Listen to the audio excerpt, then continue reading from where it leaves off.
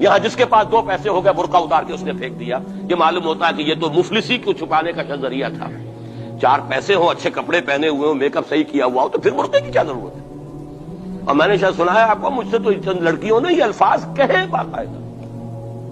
मैं जब प्रैक्टिस करता था लाहौर में कृष्ण नगर में, तो एक घराने की, और मुझे मालूम हुआ कि उनके वालिद इंतहाई नेक तहज्जुद गुजार।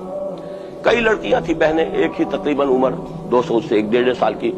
कभी वो आती थी क्लिनिक में मेरे तो बुर्के समेत, कभी आ रहे हैं तो बगैर बुर्के के। मैंने पूछा ये क्या तमाशा है आप लोगों का, कभी बगैर बुर्के के, कभी बुर्के समेत। साफ जवाब दिया। मैं उनके अल्फाज कोट एंड कोट में उनके अल्फाज कोट कर रहा हूं। डॉक्टर साहब, जब हमें कोई मेकअप करने का, कपड़े बदलने का मौका नहीं मिलता तो हम बुर्का पहन लेते हैं, और जब हमें मौका मिलता फिर हम बुर्का काहे को पहनते। तो गोया कि उसको छुपाने का जरिया बुर्का है कि कपड़े मैले हैं, मेकअप नहीं किया, तो लिहाजा बुर्का पहन लिया।